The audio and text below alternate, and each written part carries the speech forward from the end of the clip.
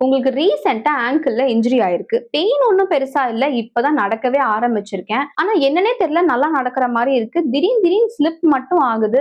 Angle twist மட்டும் ஆகுது. ஏன்னே தெரியலன்னு நீங்க யோசிச்சுட்டு இருக்கீங்கன்னா, இந்த வீடியோவ ஸ்கிப் பண்ணாம ஃபுல்லா பாருங்க. ஆங்கிள் இன்ஜுரிக்கு அப்புறம் காமனா மிஸ் பண்ற ஒரு முக்கியமான மேட்டர் தான் இந்த ப்ரோப்ரியோசெப்டிவ் டேமேஜ். இது நீங்க கால் எடுத்து வைக்கும்போது, இது என்ன மாரி சர்ஃபேஸ்னு உங்க பிரெயினுக்கு ஒரு சிக்னலா போய் சென்ஸ் பண்ண முடியாது. சிம்பிளா சொல்லணும்னா, கால் எடுத்து வைக்கும்போது ஒரு மாரி மெதப்பா இருக்கும். அதனாலதான் இது ஸ்மூத் சர்ஃபேஸா, அன்ஈவன் சர்ஃபேஸா, இல்ல புல் தரையா, ஸ்லோப்பியா இருக்கான்னு இந்த மாதிரி விஷயத்த நீங்க கண்ணால பார்த்தாலும் உங்க பாடிக்கு இது ஒரு சேஃபான ஸ்டெப் இல்ல அப்படின்றது இன்ஃபர்மேஷனா போய் சேரவே சேராது. அதனாலதான் நீங்க சீக்கிரமா கீழே விழுறதோ, பேலன்ஸ் இஷ்யூஸ் வரதோ, கால் ட்விஸ்ட் ஆகுறதோ இந்த மாதிரி சிம்டம்ஸ் உங்களுக்கு நடந்துட்டு இருக்கு. எனக்கு தான் வலி இல்லையே, நான் கம்ப்ளீட்டா சரியாயிட்டேன்னு மட்டும் தயவு செய்து நினைக்காதீங்க. உங்களுக்கு இன்ஜுரிக்கு முன்னாடி இருந்த லெவல் ஆஃப் ஸ்ட்ரென்த் மட்டும் இல்ல, கண்ட்ரோல், கோஆர்டினேஷன், ப்ரோப்ரியோசெப்ஷன் இது எல்லாமே முன்னாடி இருந்த மாதிரி ரிவர்ஸ் ஆகணும். அப்படி இல்லைன்னா இன்ஜுரி ஒன் டைம் இல்ல, லைஃப் டைம்க்கு ரெக்கரண்ட் ஆயிட்டே இருக்கும். So always take professional help and heel your self completely.